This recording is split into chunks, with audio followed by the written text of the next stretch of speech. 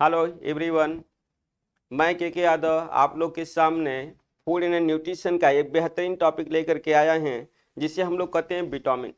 तो यहाँ पर देखते हैं हम लोग जो है कि विटामिन क्या होता है। अब विटामिन के तहत हमारे शरीर को जो है क्या क्या फायदे होते हैं।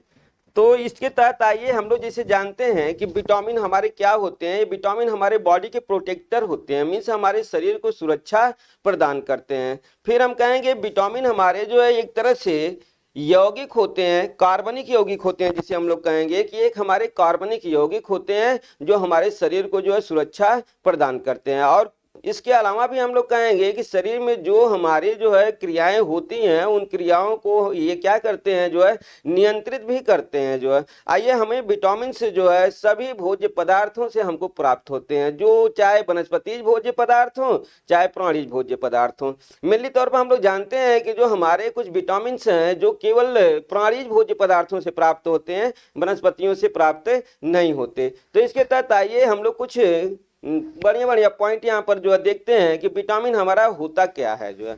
तो हम लोग कहेंगे विटामिन कार्बनिक यौगिक होता है।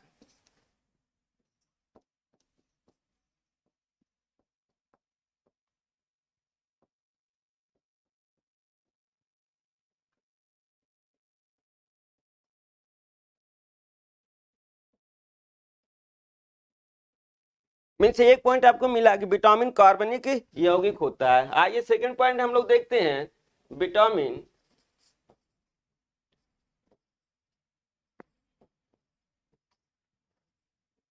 हमारे शरीर को सुरक्षा प्रदान करते हैं, सुरक्षा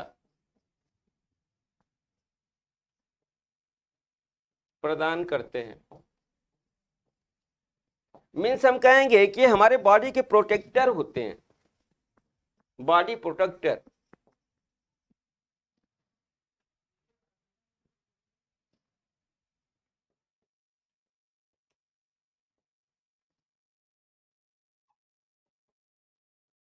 बॉडी प्रोटेक्टर दैट इज हम कहेंगे एंटीबॉडी होते हैं, एंटी बॉडी। मीन्स हमारे शरीर में ये एंटीबॉडी का कार्य करते हैं जो है। यहाँ पर हम लोग देखेंगे कि ये जो हमारे विटामिन होते हैं ये किससे प्राप्त होते हैं। तो हम कहेंगे वनस्पतिज एवं प्राणीज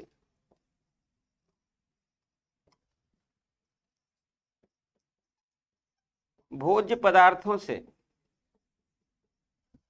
भोज्य पदार्थों से प्राप्त होते हैं।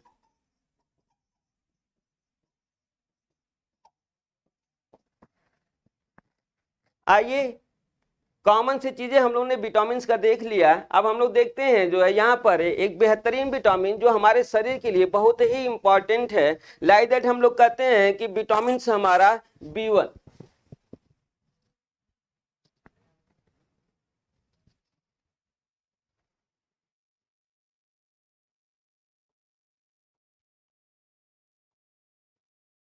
B1, अब क्या इससे हम लोग जो काउंट्स कर सकते हैं कि क्या है ये? नहीं, इससे हम लोग काउंट्स नहीं कर सकते कि ये क्या है। हाँ, हम कहेंगे कि ये कार्बनिक यौगिक है। इतना हमको मालूम हो चुका है कि विटामिन हमारे कार्बनिक यौगिक होते हैं जो है। लेकिन क्या इस कार्बनिक यौगिक का कोई नाम होगा? एक ही कार्बनिक यौगिक होगा? नहीं, तमाम कार्बनिक हमारे यौगिक होते हैं, जिसमें हम लोग कहेंगे जो विटामिन B1 होता है इसका नाम हम लोग कहते हैं थायमिन होता है। मीन्स रासायनिक नाम हम लोग बोलेंगे इसको, रासायनिक नाम, रासायनिक नाम थायमिन। इसका रासायनिक नाम हमारा क्या होगा? थायमिन। अब देखिए, क्या रासायनिक नाम से ही काम चलेगा? नहीं, हम कहेंगे और भी इसके नाम होते हैं। जैसे हम लोग बोलते हैं कि क्रियात्मक नाम जो है, क्रियात्मक नाम, जैसे आप जानते होंगे anti beriberi, anti beriberi vitamin, anti beriberi vitamin. और भी नाम है इसके, जैसे हम लोग कहेंगे एंटी कार्डियो, कार्डियो विटामिन। इसके बाद हम लोग बोलेंगे एंटी न्यूरो विटामिन। मीन्स हम कहेंगे कि ये हमारे एंटी बेरीबेरी के नाम से भी जाने जाते हैं, एंटी कार्डियो विटामिन के नाम से भी जाने जाते हैं, और एंटी न्यूरो विटामिन के नाम से भी जाने जाते हैं। क्यों इन नामों से जाने जाते हैं? हम कहेंगे कि विटामिन B1 मीन्स थायमिन की कमी से बेरी रोग होता है। अब बेरी रोग में हम लोग कहेंगे कार्डियो मीन से हृदय होता है। क्या कहेंगे हम लोग? कार्डियो मीन से हृदय होता है। मीन्स इसकी कमी से, यहाँ पे देखिए लिखा है एंटी कार्डियो विटामिन से, मीन्स हम लोग कहेंगे कि जो हृदय संबंधित हमारी बीमारियां हैं उनको क्या करते हैं? रोकते हैं। फिर हम लोग कहेंगे एंटी न्यूरो मीन्स हम कहेंगे तंत्रिका संबंधित या ब्रेन संबंधित जो बीमारी होती है उनको भी हमारे थायमिन से क्या करते हैं? रोकते हैं। यही नहीं, हम लोग कहेंगे कि एंटी मस्कुलर भी बोलते हैं, एंटी मस्कुलर विटामिन सी इसको बोला जाता है, एंटी मस्कुलर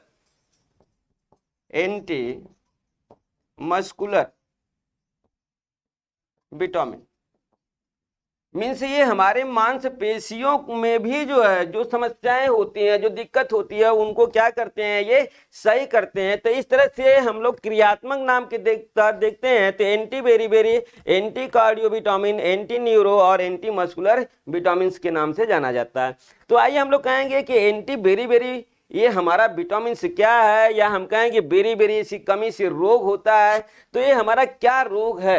बेरी रोग क्या है जो है? तो हम लोग कहते हैं कमी से रोग, कमी से रोग हम कहेंगे बेरी रोग होता है। क्या होता है? बेरी।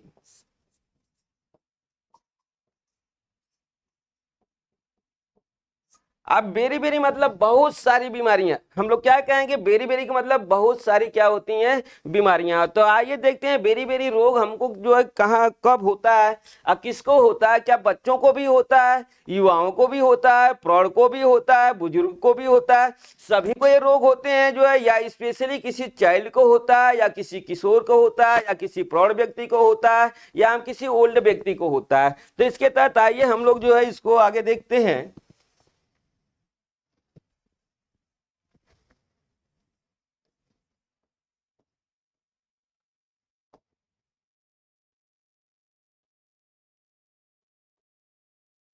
देखिए ये है आपका बेरी रोग। तो इस बेरी रोग को हम कहेंगे जो है कि मेनली 4 बीमारियों संबंधित हम इसको जो है अभी काउंट्स करेंगे, और उसके अंतर्गत तमाम बीमारियां आपके सामने आएगी। जैसे हम लोग कहेंगे बाल बेरी बाल बेरी रोग। अब देखिए बाल बेरी रोग किसको होगा? हम कहेंगे शिशु में होगा। किसमें होगा? ये शिशु को होगा, शिशु में होगा। हम कहेंगे शिशु का कौन सा अंग प्रभावित होगा इस रोग से? हम इस तरह से आया बाल बेरी रोग मीन्स शिशु में रोग होगा, और इसके तहत हम लोग कहेंगे शिशु का कौन सा अंग प्रभावित होगा? तो जनरली तौर पर हम लोग जानते हैं कि शिशु का जो है इसमें हार्ट प्रभावित होता है। क्या प्रभावित होता है? हार्ट प्रभावित होता है। लेकिन हार्ट ही प्रभावित नहीं होता है, हम लोग कहेंगे हार्ट और जो है हम उसका तंत्रिकाएं मीन्स नर्वस भी तंत्र मीन्स उसका ब्रेन भी प्रभावित होता है। दोनों इससे जो है क्या होते हैं? हम लोग कहेंगे कि इसके जो अंग होंगे, मस्तिष्क होगा, मस्तिष्क एवं हृदय प्रभावित होते हैं, प्रभावित होते हैं। मीन्स बाल बेरी रोग में आपने देख लिया कि शिशु का क्या प्रभावित होता है? मस्तिष्क और हृदय दोनों प्रभावित होते हैं। इसी तरह दूसरा हम लोग देखते हैं बीमारी शुष्क बेरी।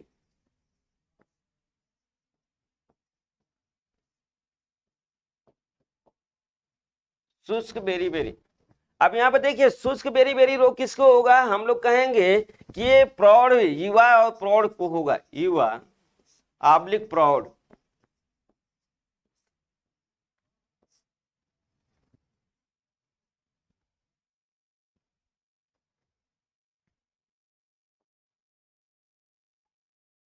युवा और प्रौढ़ को होगा।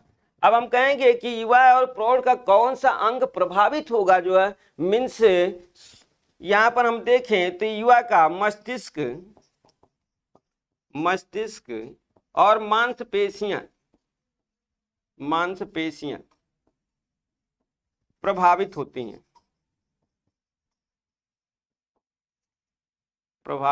हैं, इसी तरह से देखिए हम लोग का आता है आर्द्र बेरी बेरी रोग। अब देखिए आर्द्र बेरी बेरी किसको होगा, हम कहेंगे ये भी रोग हमारा जो है युवा और प्रौढ़ को होगा, प्रौढ़। इसका कौन सा अंग प्रभावित होगा, हम कहेंगे इसका हृदय प्रभावित होगा,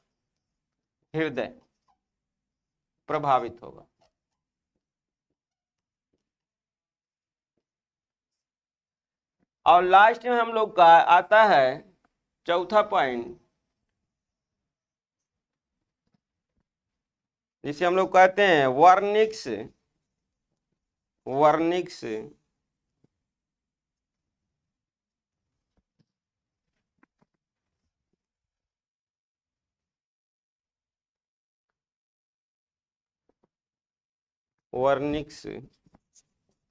कार्सा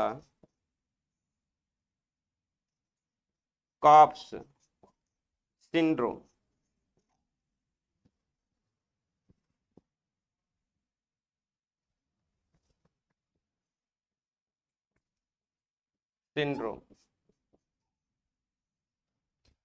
यहाँ पर देखिए ये हमारा जो सिंड्रोम संबंधी बीमारी है, हम लोग कहेंगे कि इसमें हमारा ब्रेन और आंखें प्रभावित होती है,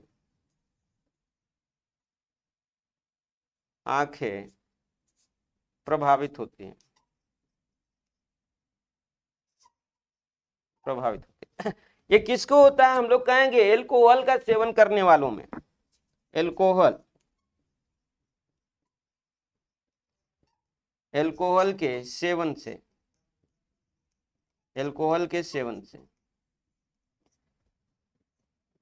तो इस तरह से आपके सामने जो है बेरी बेरी रोग आपको डिफाइन हो गया कि ये मेनली हमारा जो है किसी एक में नहीं होता, एक तरह की बीमारी भी इससे नहीं होती। हम लोग कहेंगे कि इसमें हृदय प्रभावित होता है, मांसपेशियां प्रभावित होती हैं, इसके बाद लीवर भी कुछ हद तक प्रभावित होता है। इसके बाद हम लोग कहेंगे कि यहाँ पर ये जो बाल बेरी बेरी रोग है जो है और हमारे जो शुष्क बेरी बेरी रोग हैं, इनमें क्या अंतर है, सब में जो है ये जो करेक्टर होंगे इनके हम लोग कहेंगे डिफरेंट होंगे। जैसे हम लोग कहेंगे बाल बेरी बेरी रोग जो है ये शिशुओं में होता है, तो हम लोग कहेंगे शिशुओं का हार्ट बीट और हम क्या बोलेंगे जो है मस्तिष्क उसका, ये सभी जो है प्रभावित होते हैं जो है। तो कैसे हम लोग जानेंगे जो है कि बालों को बाल बेरी बेरी रोग हो गया है जो है। तो इसके तहत आइए हम लोग बाल बेरी बेरी रोग को देखते हैं, एक एक करके हम लोग सभी बीमारी को देखते हैं। इसके तहत हम अपने दैनिक जीवन में जो है आने वाली समस्याओं का जो है निजात पा सकते हैं जो।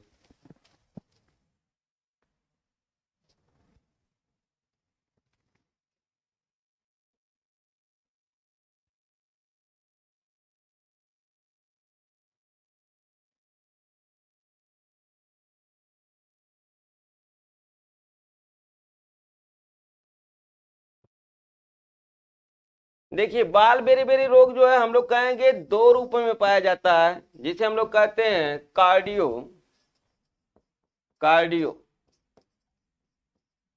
वैस्कुलर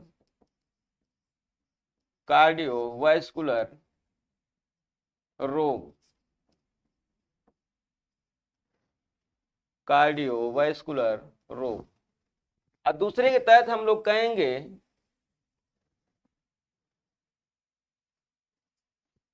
न्यूरोटिक रोग। ये देखिए मस्तिष्क संबंधित रोग है, ये मस्तिष्क संबंधित रोग है। ऐसे हम लोग कहेंगे हृदय संबंधित रोग है,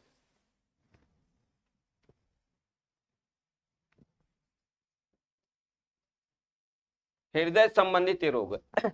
आइए देखते हैं हृदय में क्या होता है जो है। क्या दिक्कतें होती है इनको। और फिर हम कहेंगे न्यूरोटिक रोग मीन्स मस्तिष्क में इनको क्या दिक्कत होती है। हम कहेंगे कि जहां पर यहाँ कार्डियोवास्कुलर रोग और न्यूरोटिक रोग जो है एक कॉमन वर्ड पकड़ते हैं जो है कि इसमें शरीर जो है सूख जाती है और इसमें शरीर फूल जाती है। जो है क्या कहेंगे, इसमें शरीर सूख जाती है। क्या लक्षण है इसके, शरीर सूख जाती है, शरीर सूख जाती है, सूख जाती है मीन्स शरीर यहाँ पर सूख गई। और कार्डियोवास्कुलर हम कहेंगे शरीर जो है क्या कर जाती है, शरीर में सूजन आ जाती है, शरीर में सूजन आ जाती है, सूजन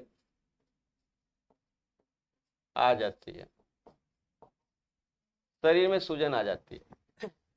तो इस तरह से देखिए कि कार्डियो के तहत हम लोग देखेंगे जो है शरीर में सूजन आ जाती है।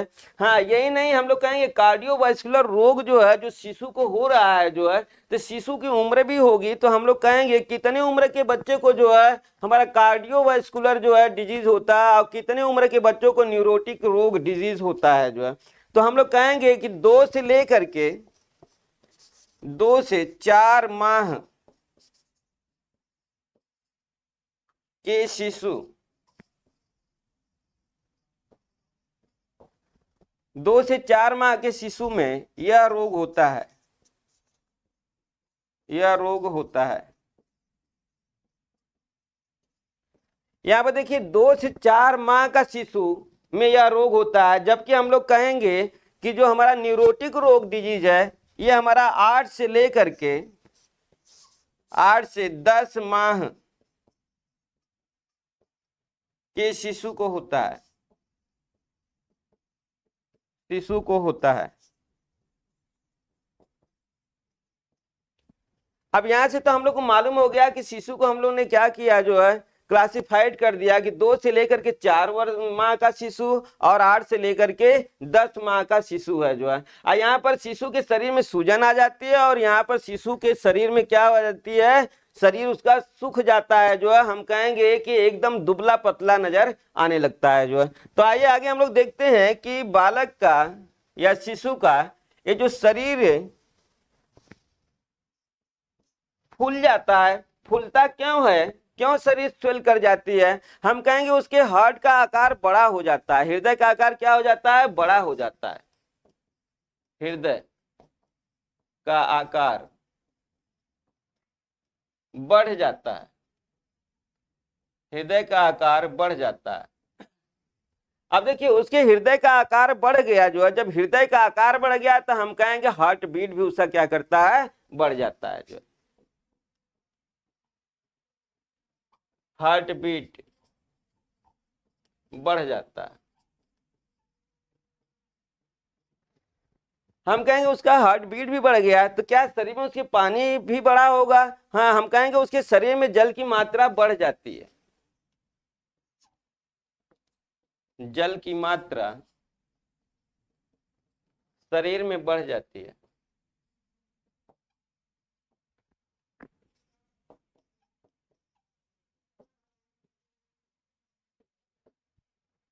इसके अतिरिक्त भी हम लोग देखेंगे कि इसमें जो है और तमाम लक्षण आते हैं जो है, जैसे हम लोग कहेंगे जो है कि बालक में क्या होगा जो है, बालक के जो जो शरीर है जो है वो अच्छे से कार्य नहीं कर रही है, मीन्स हम कहेंगे हृदय प्रभावित होता है जो है। ये हृदय के साथ साथ हम लोग बोलेंगे कि लीवर भी प्रभावित होता है, लीवर प्रभावित होता है, लीवर प्रभावित होता है।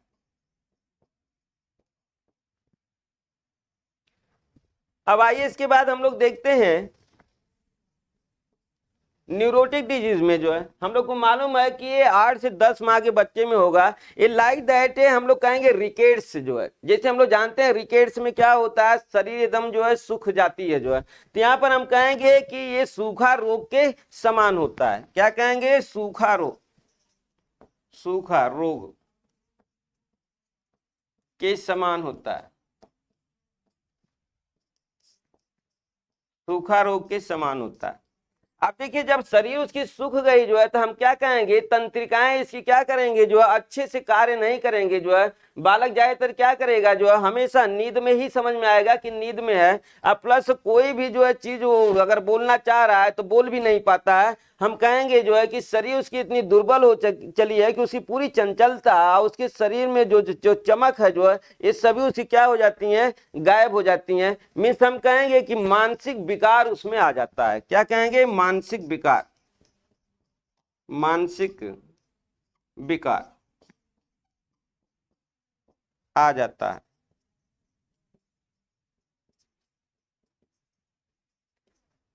अब देखिए ये बालक के जो हम लोग कहेंगे कि बीमारी है, इस बीमारी का कारण क्या है, जो है बालक को क्यों बार बार रोग होता है, क्या उससे स्वयं से ये रोग पकड़ लिया या उसको मदर से मिला, जो है तो हम लोग कहेंगे कि बालक को स्वयं ये बीमारी नहीं पकड़ी है, जो है बालक को ये बीमारी उसको माँ से मिली हुई है। लाइक दैट हम लोग कहेंगे माँ से मिली है। माँ से कैसे मिली, माँ में बीमारी कैसे उसको प्राप्त हुई। हम कहेंगे कि ज्यादातर जो हमारी माँ होती हैं, अगर वो इस तरह का जो है मीन्स हम कहेंगे पालिश किए हुए चावल का ज्यादा प्रयोग करती हैं, तो उससे जो है बच्चे को बाल बेरी बेरी रोग होता है, जो है। आइए हम लोग इसका देखते हैं कारण।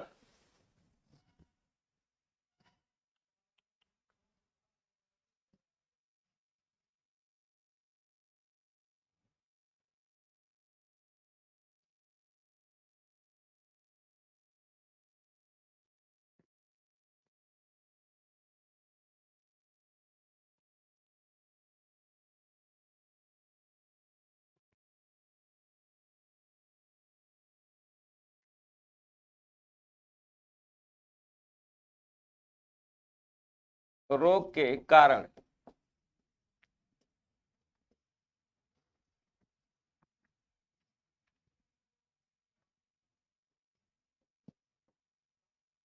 माँ द्वारा, माँ द्वारा पालिश किए गए चावल के अधिक उपयोग के कारण, अधिक उपयोग के कारण यह रोग होता है, यह रोग होता है। देखिए पालिश किए हुए चावल क्या खाने से, जो है माँ के पालिश किए हुए चावल खाने के जो है ज्यादा खाने से जो है बालक में जो है हमारा बाल बेरी बेरी रोग होता है। आइए अब अगला हम लोग देखते हैं जो है शुष्क बेरी बेरी रोग।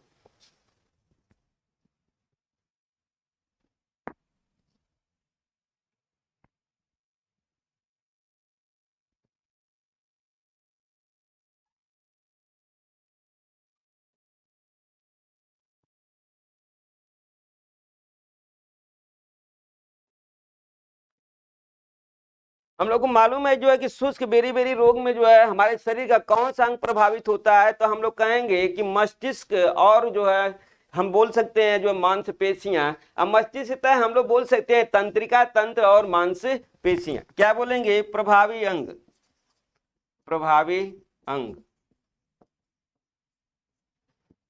तंत्रिका तंत्र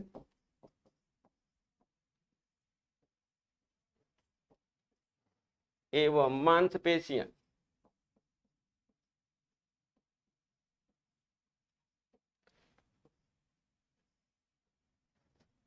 तंत्रिका तंत्र और मांसपेशियां ये प्रभावी अंग है जो है शुष्क बेरी बेरी रोग के। अब यहाँ हम लोग देखते हैं जो है कि हमें मालूम हो चुका है किससे होता है, प्रौढ़ को भी होता है, युवा को भी होता है, हम यही नहीं जो है कहेंगे बुजुर्ग व्यक्तियों को भी जो है हमारा ये रोग होता है। तो यहाँ पर हम लोग देखते हैं जो है कि इस रोग में तंत्रिका तंत्र और मांसपेशियां दोनों प्रभावित हैं। तो क्या लक्षण है हमारे शुष्क बेरी बेरी के, जो है आइए हम लोग देखते हैं इसके क्या लक्षण है।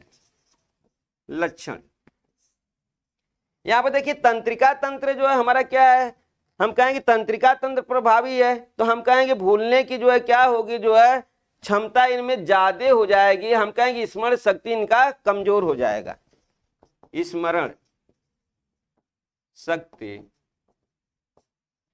कम हो जाती है, कम हो जाती है।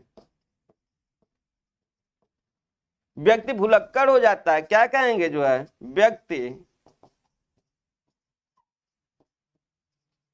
भुलक्कड़ हो जाता है, व्यक्ति भुलक्कड़ हो जाता है।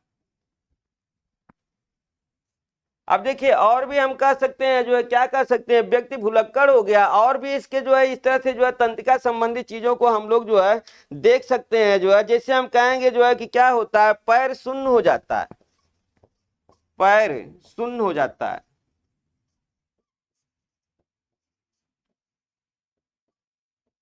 पैर शून्य हो जाता है। यही नहीं, सबसे ज्यादा समस्या यहां से आती है जो है कि घुटने में सुई के चुभन जैसा क्या होता है, दर्द होता है। घुटने में, घुटने में सुई के चुभन जैसा दर्द। अब देखिए ये सबसे ज्यादा बीमारी किसमें आती है, हम लोग कहेंगे जो कि बुजुर्ग व्यक्तियों में ये बीमारी ज्यादातर जो है पाई जाती है।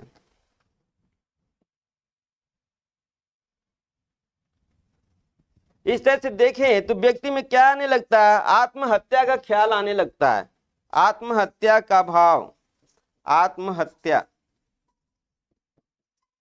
का भाव उत्पन्न होता है।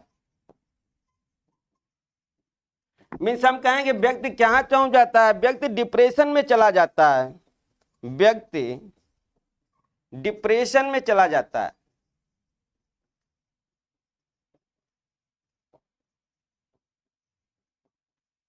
व्यक्ति डिप्रेशन में चला जाता है। इस तरह से हमारा जो है शुष्क बेरी बेरी रोग आप जो है समझ गए होंगे। इसके बाद हम लोग आते हैं अपना जो है आर्द्र बेरी बेरी रोग, आर्द्र बेरी बेरी रोग। अब देखिए ये किसे होता है, हम लोग कहेंगे जो हार्ड वर्कर होते हैं, हार्ड वर्करों में जो है ये रोग पाया जाता है। हम लोग कहेंगे हार्ड वर्कर में, हार्ड वर्कर में यह रोग पाया जाता है। हार्ड वर्कर में यह रोग पाया जाता है। मीन्स अधिक कार्य करने वाले व्यक्तियों में जो है यह रोग पाया जाता है। उनका शरीर कैसा होता है, हम लोग कहेंगे उनके शरीर में पानी की अधिकता हो जाती है और शरीर उनकी जो है क्या करती है, फूल जाती है। मीन्स उनके शरीर में सूजन आ जाती है, शरीर में सूजन आ जाती है, सूजन आ जाती है। अतः उनके शरीर में, उनके शरीर में H2O की मात्रा बढ़ जाती है, जल की मात्रा बढ़ जाती है। अब देखिए उनके शरीर में जो है जल की मात्रा बढ़ गई जो है, हम कहेंगे कि ब्लड प्रेशर भी बढ़ गया। मीन्स जल बढ़ने से हम कहेंगे कि इनका बीपी भी बढ़ गया, बीपी बढ़ जाता है, बढ़ जाता है। जब बीपी बढ़ गया तो हम लोग कहेंगे हार्ट बीट भी बढ़ गया, हार्ट बीट, हार्ट बीट भी बढ़ जाता है।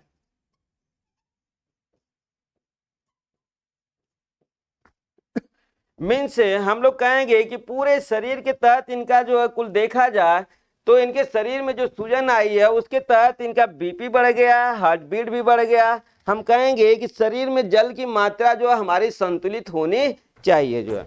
आइए इसके बाद हम लोग लास्ट में देखते हैं वर्निक्स,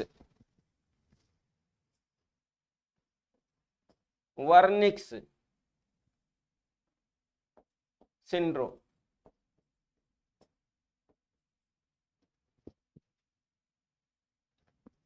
हम लोग को मालूम है एल्कोहल पीने वाले व्यक्तियों में यह बीमारी होती है,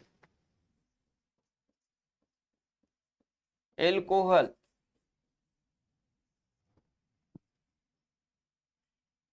पीने वाले व्यक्तियों में,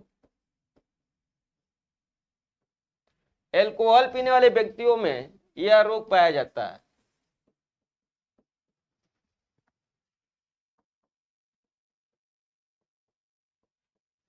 प्रभावी अंग कौन से होते हैं ये भी हम लोग को मालूम है। प्रभावी अंग ब्रेन होता है और आंखें होती हैं, और आंखें होती। दारू पीने वाले को आपने देखा होगा कि उनकी आंखें जो है, आंखों में चंचलता होती है और आंखें लाल होती हैं। तो हम लोग कहेंगे आंखों में अनियंत्रित गति होती है। क्या कहेंगे? आंखों में अनियंत्रित गति, आंखों में अनियंत्रित गति होती है।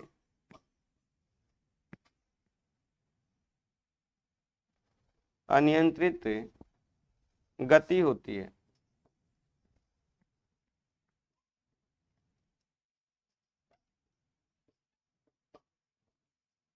और आंखें लाल हो जाती हैं, और आंखें लाल हो जाती हैं।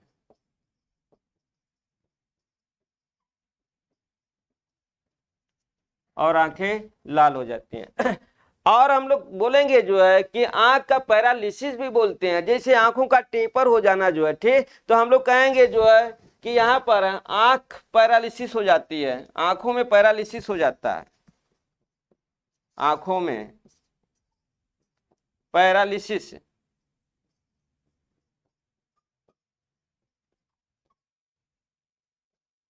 पैरालिसिस हो जाता है। अब देखिए यहाँ पर हम लोग कहेंगे एल्कोहल पीने वाले व्यक्तियों में आंख तो सबसे ज्यादा प्रभावित हुई ही हुई। इसके अलावा भी हम लोग कहेंगे क्या प्रभावित होता है, जो है हम कहेंगे कि व्यक्ति मस्तिष्क संबंधी देखा जाए तो स्मरण शक्ति कम हो जाती है। व्यक्ति हम कहेंगे स्मरण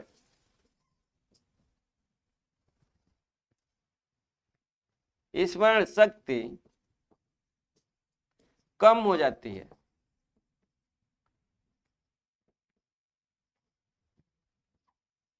स्मरण शक्ति कम हो जाती है, व्यक्ति भुलक्कड़ हो जाता है,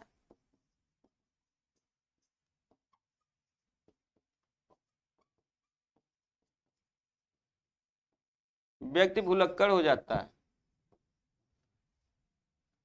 अब देखिए और भी हम लोग कह सकते हैं, मीन्स ब्रेन संबंधित जो है आदमी को हम लोग कहेंगे आदमी डिप्रेशन में भी जा सकता है जो है। और यही नहीं, हम कहेंगे जो है कि उसका जो कन्फ्यूजन है वो बढ़ जाता है, जो है कन्फ्यूज्ड रहने लगता है, कन्फ्यूज्ड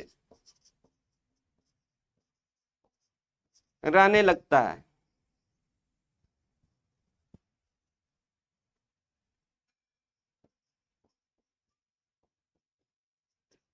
इस तरह से तमाम लक्षण उस व्यक्ति में जो है नजर आते हैं। तो आइए इन सभी जो है बीमारियों के तहत हम लोग कहेंगे कि क्या उपचार किया जाए। जैसे हम लोग को आ गया ड्राई हो गया और वेट हो गया, मीन्स ड्राई मीन्स हम कहेंगे शुष्क, और वेट मीन्स हम कहेंगे जो है आर्द्र, जो है बेरी बेरी रोग है। इसके बाद वर्निक सिंड्रोम। इन सभी बीमारियों का इलाज है। कैसे इलाज करेंगे हम लोग कहेंगे एक तो हम लोग क्या करेंगे, विटामिन B1 की गोली ले लेंगे, उससे दूर होगा।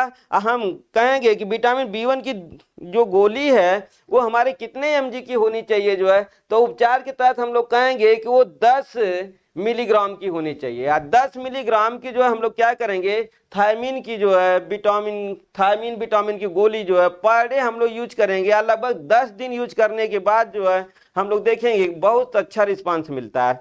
इसके अलावा भी हम कहेंगे कि अगर हम लोग थायमीन की गोली नहीं लेते हैं तो हम लोग क्या करेंगे, अपने भोज्य पदार्थों में सुधार लाएंगे। मीन्स हम कहेंगे जो हमारे भोज्य पदार्थ हैं जो है अगर उनका हम अच्छे से जो है प्रयोग करें, अच्छे से सेवन करें, तो ये सभी हमारे जो बेरी बेरी रोग हैं ये रोग हमारे दूर हो सकते हैं। तो लाइक दैट आइए हम लोग देखते हैं जो है कि थायमीन के क्या स्रोत हैं, मीन्स कौन से हमारे भोज्य पदार्थ हैं जिसमें जो है हमारे विटामिन B1 पाए जाते हैं जो है।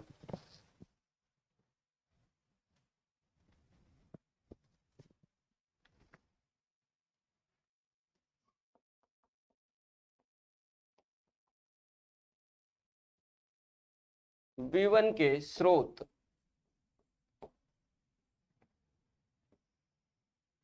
अब देखिए हम कहेंगे कि सबसे अधिक हमारा थायमिन जो है किसमें पाया जाता है, हम लोग कहेंगे ईस्ट में पाया जाता है। सबसे अधिक थायमीन, सबसे अधिक थायमीन ईस्ट में पाया जाता है, ईस्ट में पाया जाता है। इसके बाद हम लोग कहेंगे बिना पॉलिश किया हुआ चावल, बिना पॉलिश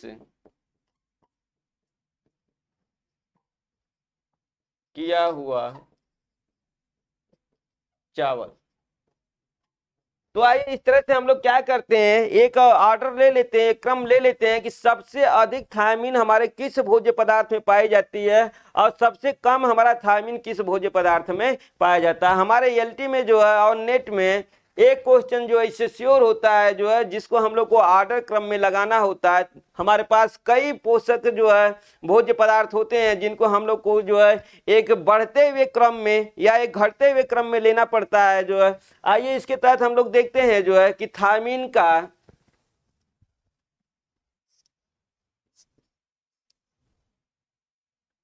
घटता हुआ क्रम, थायमीन का घटता हुआ क्रम,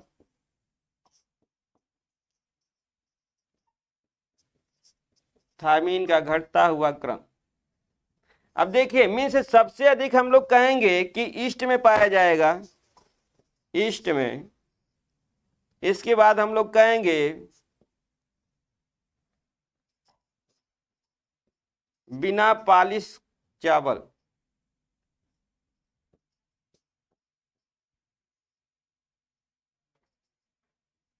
चावल, गेहूं की मिंगी,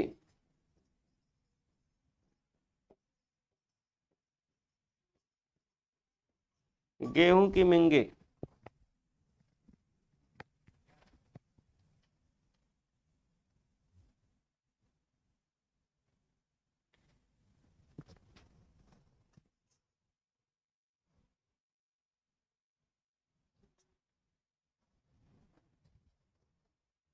तिल,